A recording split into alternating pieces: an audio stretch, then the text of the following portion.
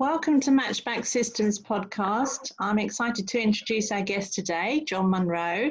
Jon is the president of Jon Monroe Consulting, specializing in ocean transportation and the intermodal supply chain, with particular expertise in the Asia market and Transpacific trade. But welcome, Jon. Thanks very much for taking the time to chat with us. Thank you very much for having me.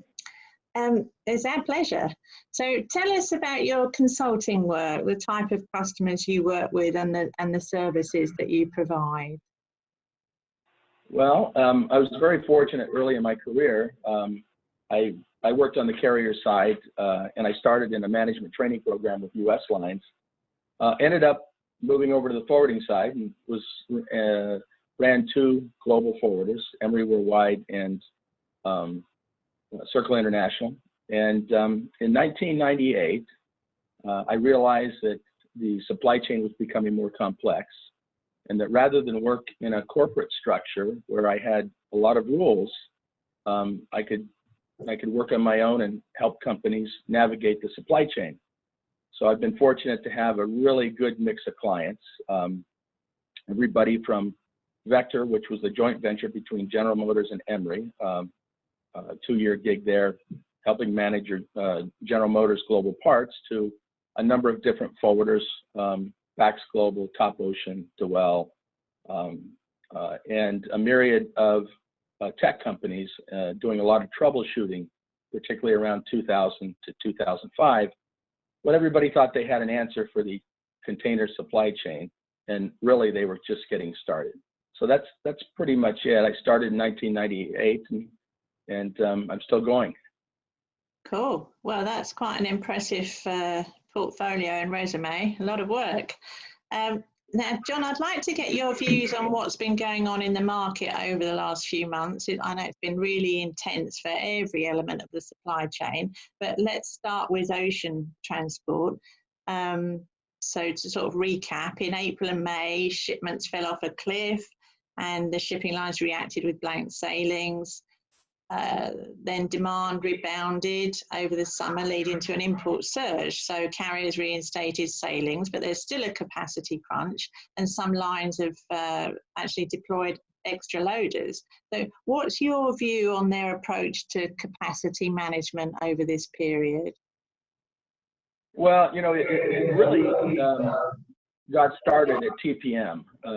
That's when the carriers really launched their negotiations. You know, you've got thousands of people together down in Long Beach, and carriers have hundreds of meetings, and that's when they start gauging what's going to happen with the negotiations, with capacity, with everything for the year. That's I think their benchmark for forecasting through those meetings. And of course, that was canceled at the last minute, and I think that threw a lot of the carriers' plans into it sort of threw it up in the air, because they weren't able to have those face-to-face meetings. It meant scrambling. Not everybody wanted to meet. Nobody knew what COVID was. So all of a sudden, everybody's trying to figure out how they're going to work with this year. Nobody knew what was going to happen.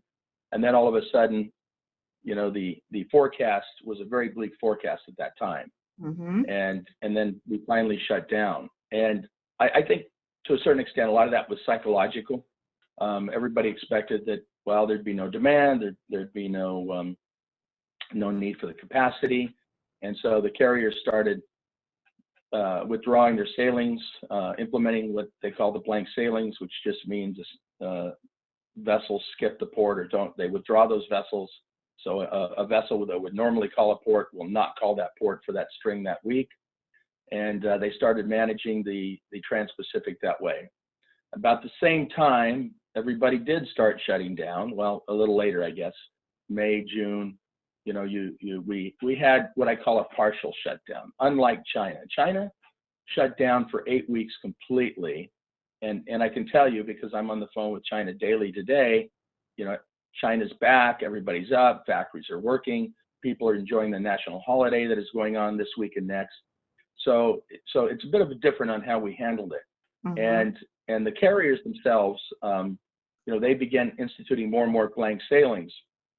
Well, our economy started coming back, but the vessels didn't come back. And as that happened, it created a kind of a perfect storm. At that time, I have a weekly COVID supply chain report, and at that time, Sherry, who's my head person for Asia, for worldwide, because I represent worldwide, which is a large China-based forwarder that works with other forwarders. We sent out this weekly update telling everybody when factories were coming back, what the utilization was, whether truckers were coming back, what the terminals and ports were working. And as that happened, we could see that everything was coming back. We could see the bookings coming back, but the vessels weren't coming back. So over the next few months, only until recently did they eliminate the blank sailings, and that created quite a problem. And as they kept the blank sailings moving, it felt like, looked like they were using those blank sailings to keep the supply, the capacity below the demand. And so through that time, the rates went up. In fact, we could see that in, I believe it was May, when the contracts started.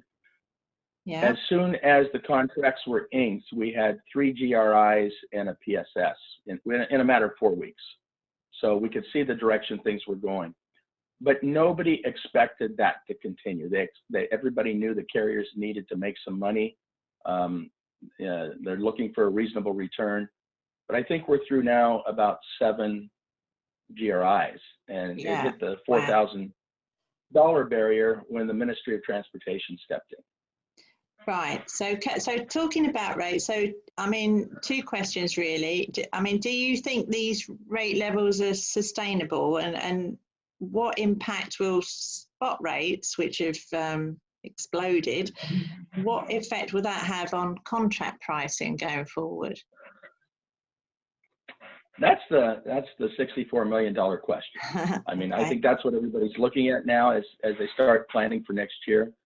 The rates where they are now are through the roof. So, you know, a contract rate earlier this year was somewhere around $1,500 You know, today's spot rates are basically $4,000 plus, even though technically, you know, Maersk announced that they've got a $3,900 rate. I think the average rates out there are well above $4,000. So you've got this massive increase. And what has happened is that the carriers aren't always honoring the fixed rates. Sometimes if they don't have space, they're looking for the high rate cargo to move first. And so it's created a turmoil in the supply chain. The BCOs, the direct importers, have gone to NVOs, and the NVOs are those that have capacity and that have large contracts are fairly full, more than full. They're growing. So it's been a bit of a struggle for everybody.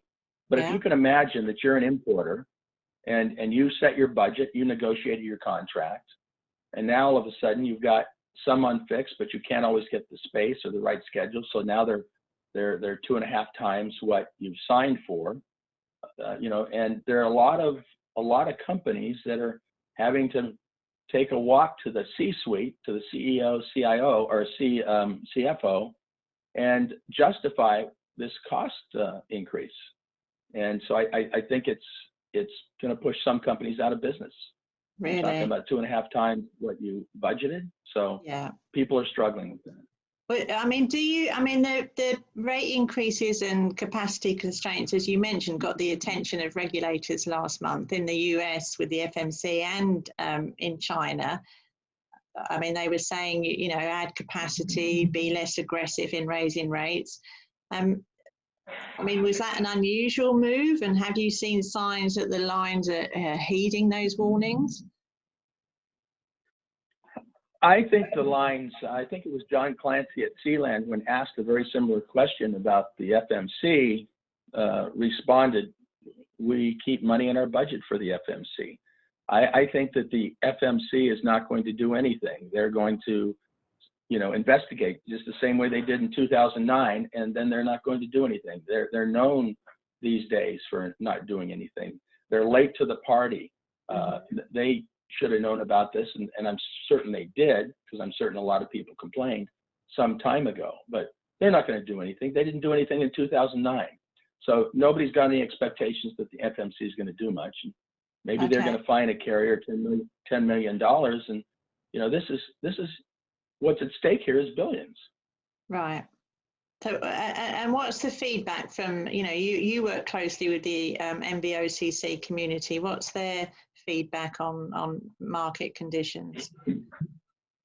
Well, if you're an NVOCC that, for those NVOCCs that already have fixed rate contracts for their clients and are large enough, it's good because they're growing, because everything's coming their direction. They're scrambling, but it's good. It's very stressful today in an NVOCC that's trying to manage this market.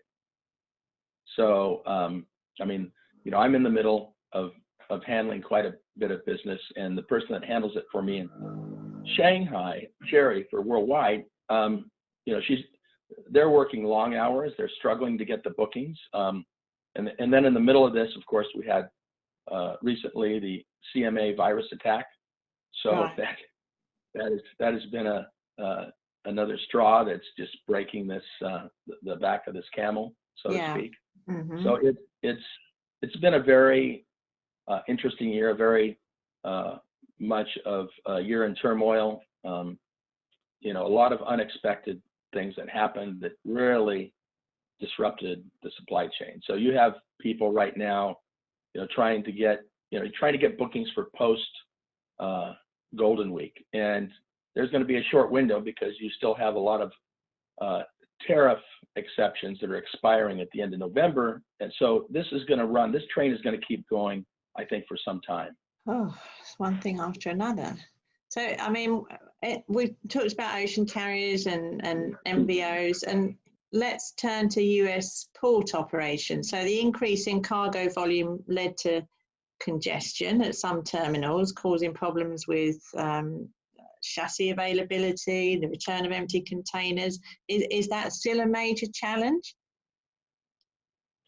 In some ports, not in all ports. Okay. The biggest issues really revolve around the ports of LA Long Beach. There's a big, deep problem with the chassis. I think that the chassis companies, when everything got shut down, really decided not to spend all the money that they needed to repair chassis on the maintenance side because they just didn't have the demand. And the whipsaw effect that the carriers created by instituting blank sailings and then all of a sudden instituting extra loaders and withdrawing the blank sailings really created an equipment shortage on both sides of the Pacific. One, at the origin ports where there's a real shortage of high cube. So throughout Asia, there's a shortage of high cube equipment. And on the US side, particularly in Southern California, with the chassis situation. So as everybody realized that there weren't enough chassis, people started hoarding chassis and then just passing along their costs to their customer. So that's been a problematic issue. Right now, there's problems just getting appointments, returning an empty and picking up a full. You've got to return an empty separately in many cases and pick up the full separately. So you've got additional trucking charges. So it's a bit of a mess right now. Yeah. And then that leads me to, what's the pressure that the supply chain disruption has put on inland transportation? What picture are you seeing there in terms of network imbalance or capacity or rising rates? Well, I don't know as much about that, except that I do hear that prices have gone up as well. So you're an importer in the U.S. and for the most part, you're inland. If your distribution center's in Kansas City, you're generally going to use the carriers all the way into Kansas City and that. And then the problem is going to be your ramp pickup. But I have heard problems in the domestic infrastructure, and you have the same dynamics, prices going up, hard to get the bookings and the, and the loads. So if you're an importer, all of a sudden, not only have your ocean rates gone up, you've had all of a sudden you're being charged per diems for demurrage because you can't get it off the terminal. I just helped a company get more than $30,000 worth of per diems waived from a carrier. It wasn't their fault, and the carrier was ignoring it. We had to go all the way to the top of that carrier's management structure to do that. They weren't answering their phones. They weren't responding to emails. Right. I mean, this is what's happening right now within the carrier community. You know, that right now they're fat and happy.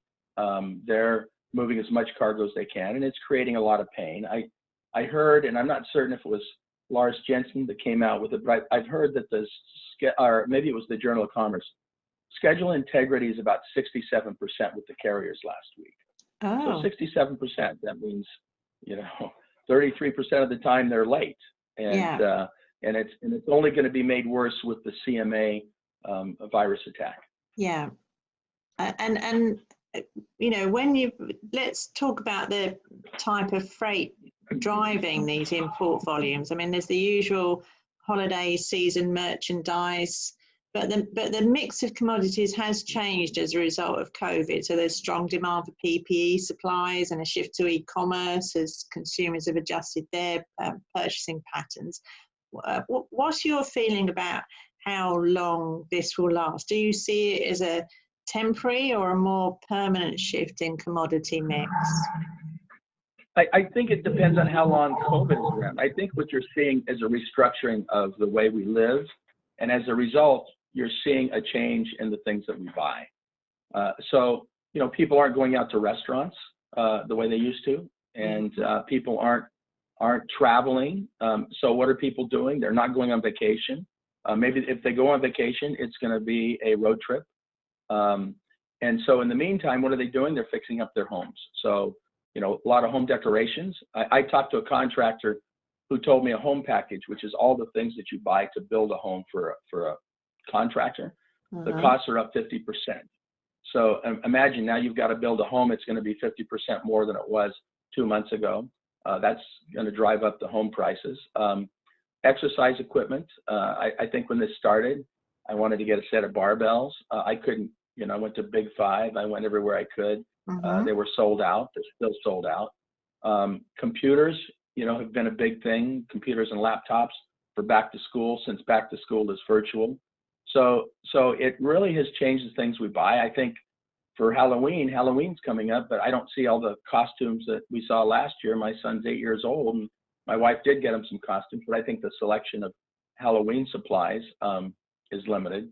I think in terms of Christmas, things are already coming in. They're expecting a really good Christmas. I think Forrester Research and Deloitte came out with some statistics, a forecast of what they expected for this holiday season.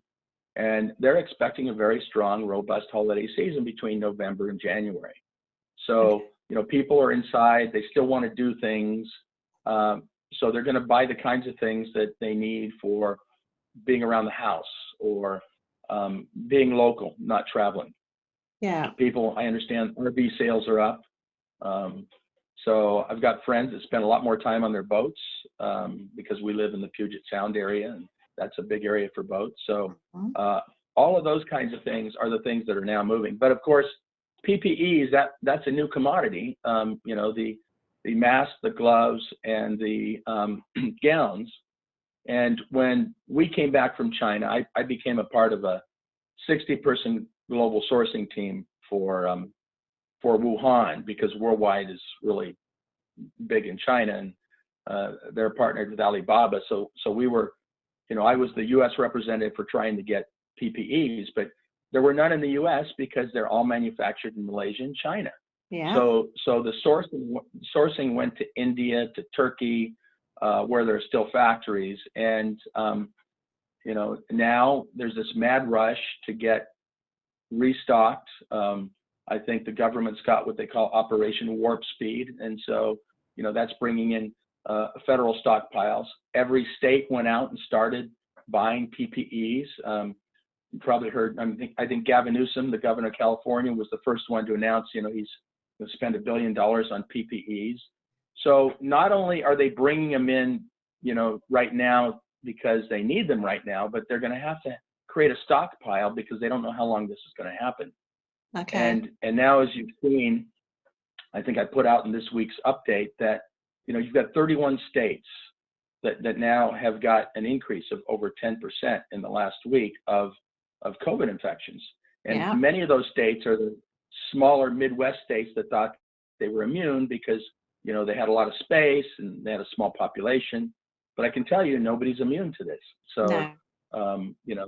Fortunately, the top 11 that I tracked this last week, they were at 3.2% growth for the week. So, they've got a few infections here and there that crop up, but they managed to keep it down.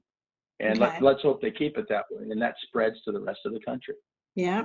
So the PPE demand is going to continue. I mean, China's a primary producer of those commodities. So, I mean, does this signal that the manufacturing sector and supply chains in China have fully recovered from what you can see?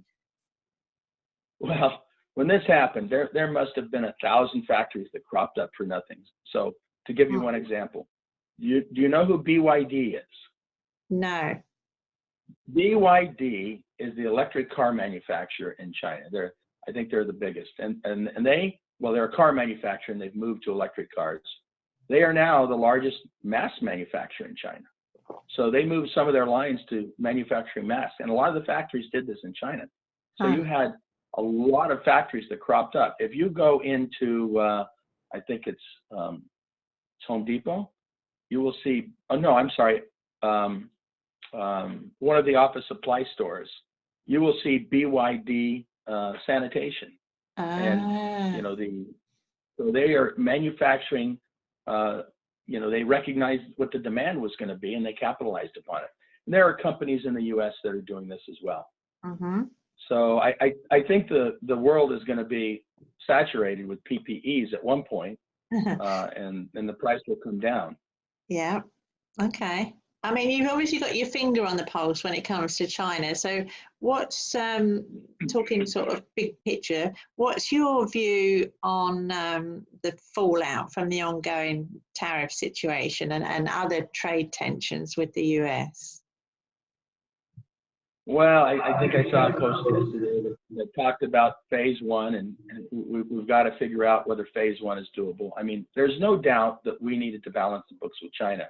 Mm-hmm. I try to stay out of politics, but I don't agree with the way we're doing it today. I think it's got to be a win-win with both. It can't be this, call names at one another, go back and forth.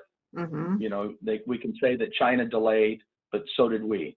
So, the whole point in this is both companies are so big that we need one another.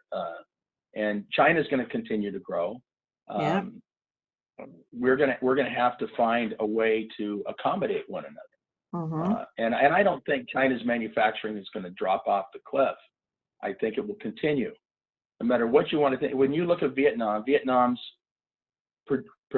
factory production is up so much, and I don't know what the numbers are going to be this year. I think they were 37% last year.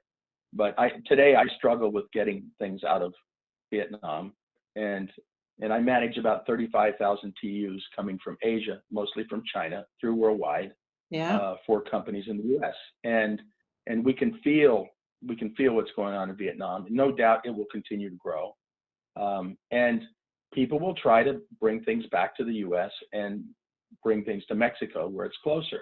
But that doesn't mean China won't grow, because China's been improving their technologies, and China is going to continue to grow because they are still the manufacturing base for the world. And I don't think the world is going to necessarily bring everything back. And I don't think they can. And the China today probably has the best quality of manufacturing facilities around the world. So yes, we can bring some things back that are driven by robotics and that are going to be automated, but if it requires skilled labor, I think it's still in China.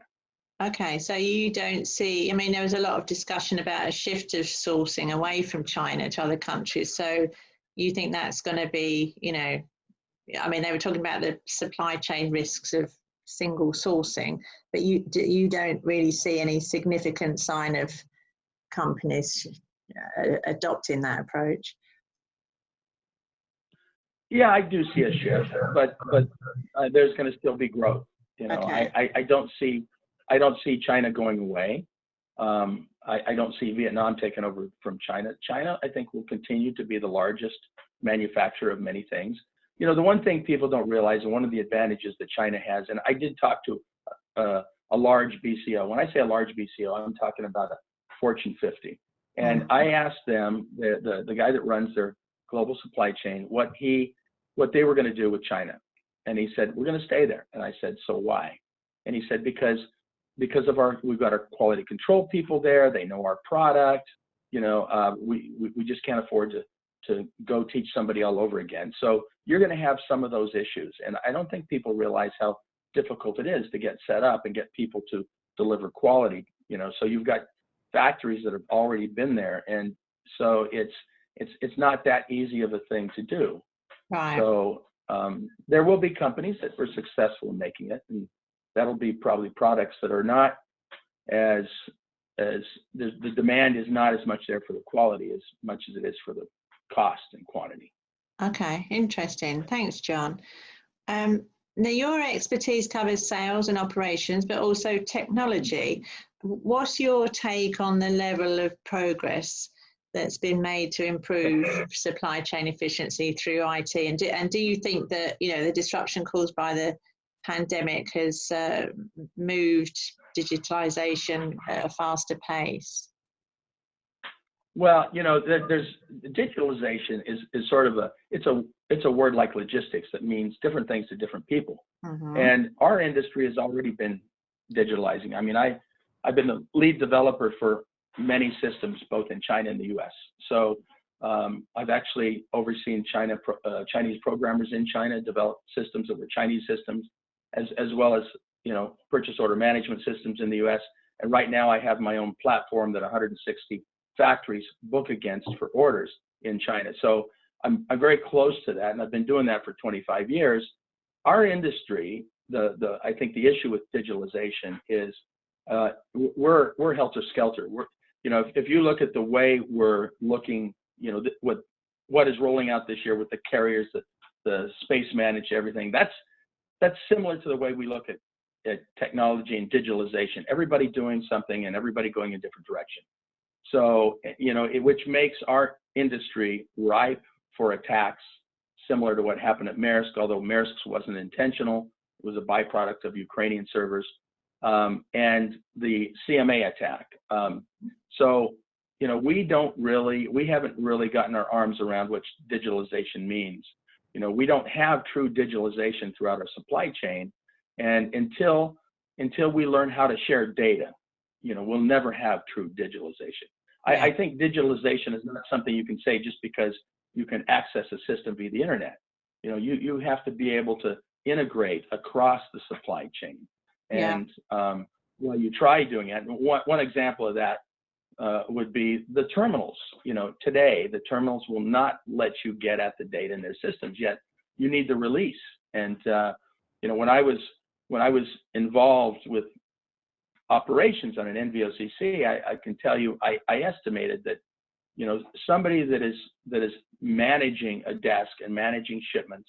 So you can think about Expeditors, Kuehne+Nagel, all these big companies, Top Ocean, whoever you will.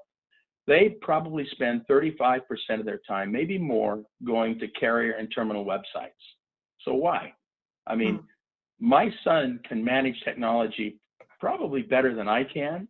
And you have the young people coming up today, and still we're stuck in the dark ages. We're behind other industries.